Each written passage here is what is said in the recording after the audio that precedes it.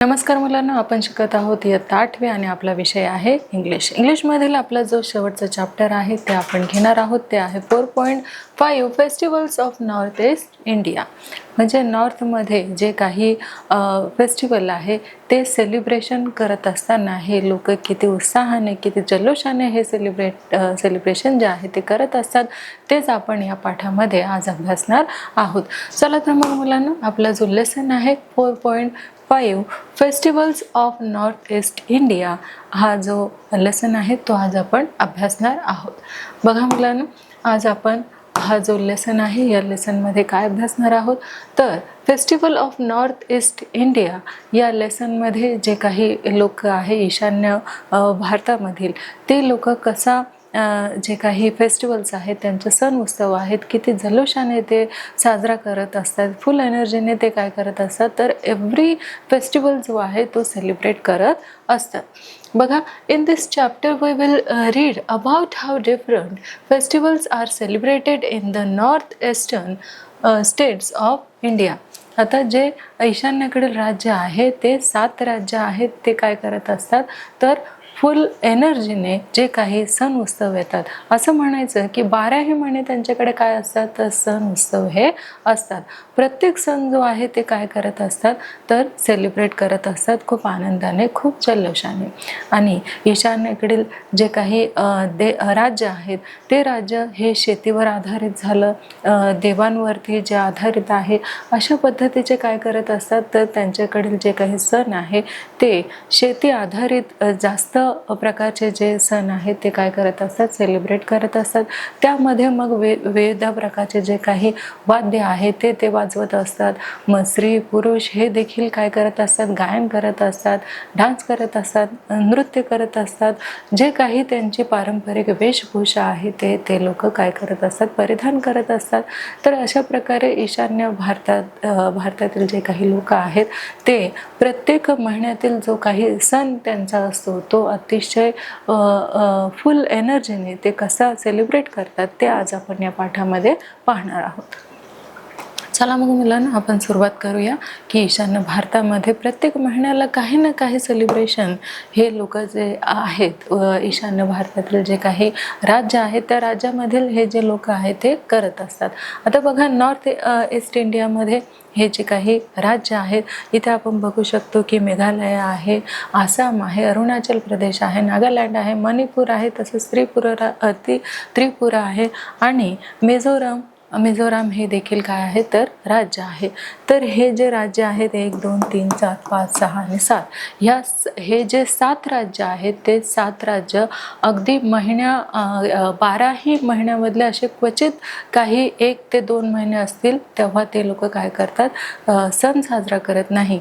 पण जवळजवळ म्हटलं गेलं तर प्रत्येक महिन्याला ह्या 7ही राज्यांमध्ये असणारे काय असतात तर प्रत्येक महिन्यामध्ये काही ना काही ते सेलिब्रेशन करत असतात. मग तो सण लहान असो मोठा असो, खूप उत्साहाने हे 7ही राज्य जे आहे ते काय करतात तर जो काही त्यांचा उत्सव आहे तो सेलिब्रेट करत असतात. मग बघा, the north east region of India consisting of 7 states is a place of diverse cultures. आता यांच्यामध्ये जे काही परंपरा आहे, त्यांचे जे काही परंपरागत पिढ्यानपिढ्या चालत आलेल्या ज्या काही प्रथा आहे त्या प्रथाचं पालन जे आहे या 7 राज्यामध्ये केलं जातं.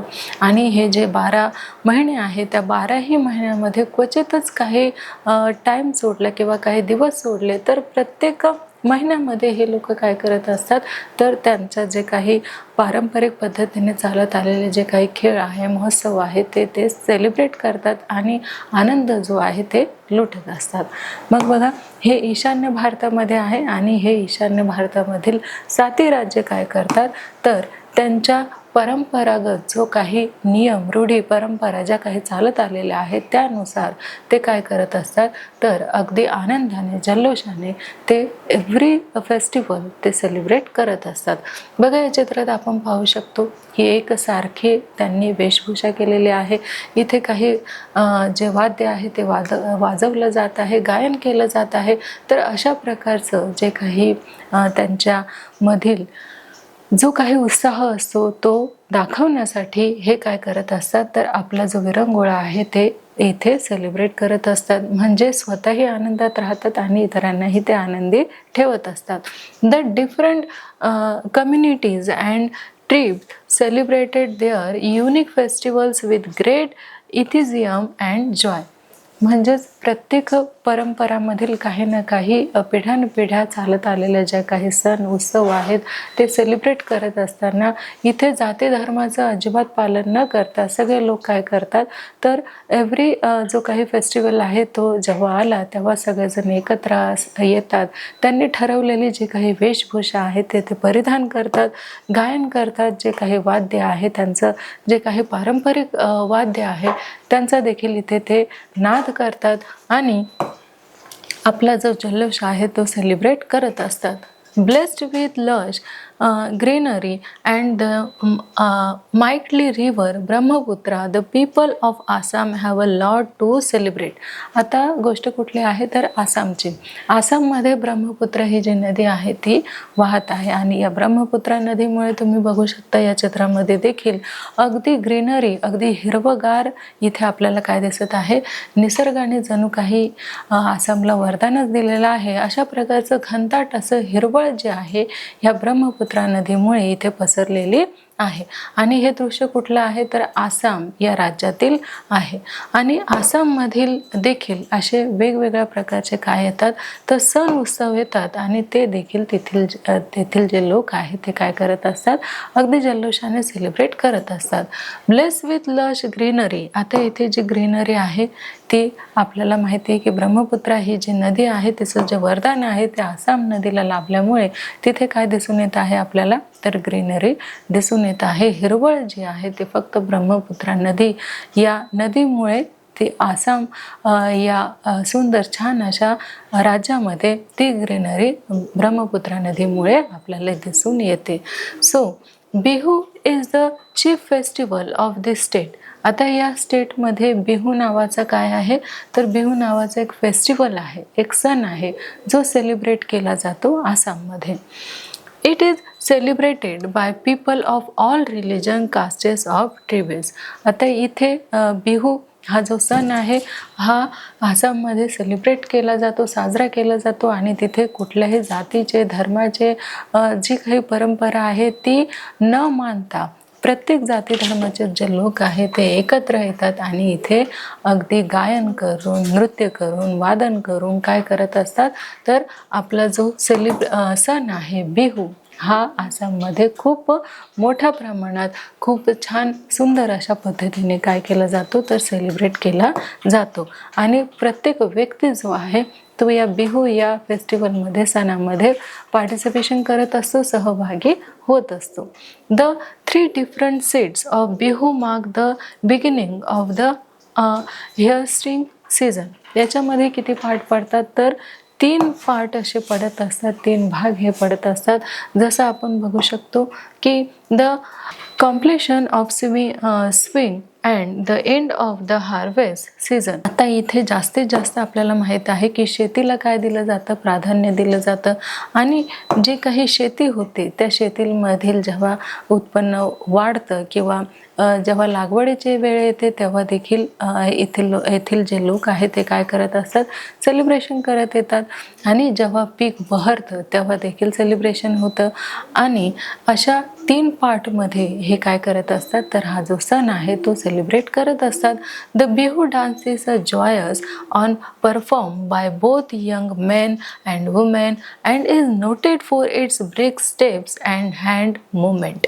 आता इथे स्त्रिया असो, पुरुष असो किंवा लहान मुलं असो किंवा कुठल्याही एजचे किंवा कुठल्याही वयाचे व्यक्ती असो, मग ती स्त्री असो की पुरुष असो, इथे काय केलं जातं तर सगळेजण हे सहभागी होतात आणि अगदी जल्लोषाने हा जो कार्यक्रम आहे त्यांचा जो प्रोग्राम आहे तो काय करत असतात, सक्सेसफुल जो आहे तो करत असतात. नंतर बघूया the songs have been handed down through many generations. इथे कुठल्याही जनरेशनचे जे लोक आहेत ते काय करतात, सहभागी होतात. मग एजड असले तर ते याच्यामध्ये सहभागी होणार नाही, किंवा लहान मुलं असेल तर ते सहभागी होणार नाही, असं कुठलंही बंधन या बिहू या सणामध्ये नाही आहे. तर याच्यामध्ये कुठलंही बंधन न ठेवता, न जाती धर्माचं बंधन असतं, न वयाचं बंधन असतं, तर सगळे लोक काय करत असतात, तर एकत्र येत असतात आणि बिहू हा जो सण आहे तो सेलिब्रेट करत असतात. Bihu competition held all over Assam attract visitors and locals alike in large numbers. तर बिहू हा सण एवढा मोठ्या प्रमाणात साजरा केला जातो, तर तो बघण्यासाठी फक्त जे काही लोकल पब्लिक आहे तीच येत नाही, तर देशभरातील भरपूर जे काही लोक आहेत तो देखील हा बिहू सण जो आहे तो बघण्यासाठी जात असतात. भारतातीलच नाही तर भारताबाहेरील लोकसुद्धा बिहू हा जो सण आहे, जो फेस्टिवल आहे तो पाहण्यासाठी आसाममध्ये येत असतात. मग living further north in the mountains region of the Himalayas.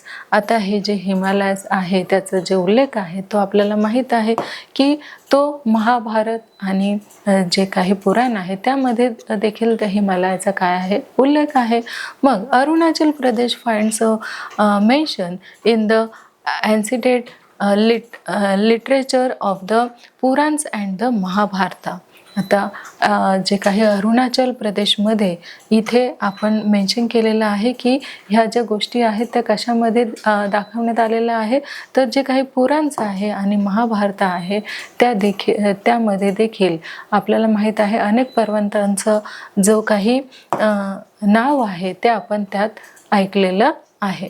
Natural has provided the people of this region with a deep feeling for beauty which can be seen in their festivals. आता इथे आपल्याला माहीत आहे बघा किती छान सुंदर अशा पद्धतीमध्ये हा जो सण आहे अगदी नॅचरल पद्धतीने इथे काय केला जातो, साजरा केला जातो.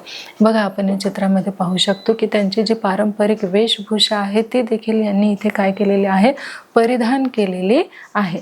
बघा सॉंग्स अँड डान्सेस, इथे जे काही नृत्य आहे ते केलं जातं, तसेच इथे जे काही गायन आहे ते देखील केलं जातं.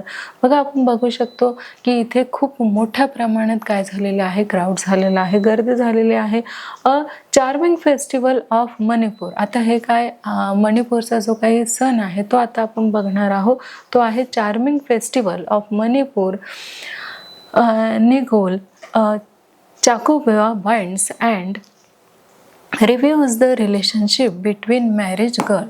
आता इथे जो काही मॅरेज गर्ल आहे, लग्न झालेल्या ज्या काही स्त्री आहेत त्यांच्यासाठी स्पेशल हा जो सण आहे तो काय केला जातो, सेलिब्रेट केला जातो. यामध्ये बघा काय केलं जातं, तर the woman and their children are given a sumptuous feast and gifts. त्यांना जे काही मणिपूरमध्ये असाही देखील सण होतो की त्यांना ज्या काही लग्न झालेल्या स्त्रिया आहे त्यांना काय दिलं जातं, तर खूप सारे असे गिफ्ट्स दिले जातात. त्यांच्यासाठीच हा जो सण आहे तो सेलिब्रेट केला जातो. During Cheiraoba the Manipur new year festival in April people clean. एप्रिलमध्ये हा जो सण आहे तो येतो आणि त्यामध्ये काय केलं जातं, तर चेरोबा हा जो सण आहे तो सेलिब्रेट केला जातो. त्यानंतर इथे बघा and decorate their houses and prepare special festival dishes. जसं की बघा आपल्याकडे जेव्हा दिवाळी येते तेव्हा आपण काय करत असतो, तर जे काही घर आहे आपलं ते स्वच्छ करत असतो. त्यानंतर आपण वेगवेगळ्या ज्या काही डिशेस आहेत, जे काही स्वीट्स आहेत ते आपण बनवत असतो. तसेच इथे देखील ईशान्य भारतामध्ये या 7 राज्यांमध्ये काय होतं, तर जेव्हा फेस्टिवल्स येतात तेव्हा तिथे काय होतं, तर वेगवेगळ्या ज्या काही डिशेस आहेत त्या बनवल्या जातात, त्या एकत्र केल्या जातात आणि ते जे काही स्वीट्स आहे आपण देखील बनवतो आणि हे लोक देखील यांची देखील जी परंपरा आहे त्यानुसार देखील हे काय करत असतात, ते जे स्वीट्स आहे किंवा त्यांचं जे काही पारंपरिक अन्नपदार्थ आहे ते लोक बनवत असतात. मग a part of the ritual and villagers climb the nearest hilltops for they believe that this will help them rise to higher plane. आता इथे यांचं जे अन्नपदार्थ आहे ते आपल्याला दिसत आहे की वेगळ्या पदार्थाचं हे अन्नपदार्थ आहे आणि हे अन्नपदार्थ गोळा करणे तसेच इन दिस लाईफ तसेच काय करत असतात की वेगवेगळ्या अन्नपदार्थ गोळा करतात, फिशिंग करतात. अशा प्रकारचा जो सण आहे हे मणिपूरमधील लोक जे आहेत ते सेलिब्रेट करत असतात. Wangala or the 100 Drums Festival is the most important festival celebrated by the Garos in the villages of Meghalaya. आता मेघालयामधील हा जो सण आहे तो बघा किती मोठ्या प्रमाणात हा सण जो आहे तो परंपरागत पद्धतीने काय केला जातो, सेलिब्रेशन हा केला जातो. मग this harvest festival is celebrated to mark the end of a period of hard work which naturally brings a good good harvest. आता इथे बघा आपण बघत आहोत की अनेक जे लोक आहेत तो त्यांचा जो सण आहे तो इथे काय करत आहे तर खूप उत्साहाने सेलिब्रेट करत आहे. बघा यांच्या जी वेशभूषा आहे ती अगदी परंपरागत पद्धतीने आलेली आहे. पिढ्यानपिढ्या जे काही वस्त्र परिधान केले जातात ते जे वस्त्र आहे ते इथे पिढ्यानपिढ्या जे आलेले आहेत ते लोक इथे काय करत आहे परिधान करत आहेत. तसेच ढोल ताशे ज्या झांजा आहेत त्या वाजवून देखील काय करत आहेत तर हे लोक जे आहेत ते आपला जो सण आहे तो सेलिब्रेट करत आहे. बघा हे सगळं अन्न जे आहे ते त्यांचं परंपरागत पद्धतीचं आहे आणि पिढ्यानपिढ्या चालणारे जे आहे अगदी त्या सणाचं जे अन्न आहे ते लोक जे आहेत ते बनवत असतात. Many of the dances perform during some of the festivities represent hunting, fishing, food gather इत्यादी सगळे जे काही त्यांच्या सणांमधील ज्या काही गोष्टी आहेत ते हे लोक जे आहेत ते करत असतात. अँड व्हेरियस अदर ॲक्टिव्हिटीज, एवढंच नाही तर खूप ॲक्टिव्हिटीज ह्या सणांमध्ये ते लोक करत असतात. जसे की Nagaland consists of different groups of people who are unique in their customs and traditional and the festivities they celebrate. आता हे जे लोक आहे हे आपलं जे काही परंपरा आहेत ती त्याचं जतन करूनच काय करत असतात तर प्रत्येक सण जो आहे तो सेलिब्रेट करत असतात.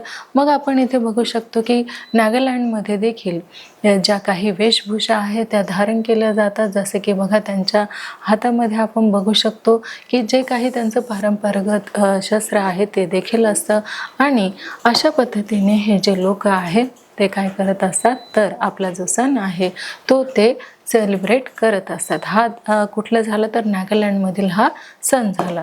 तेवढंच नाही तर हे जे लोक आहेत ते songs and dances from the soul of this festival through which their oral history is passed down.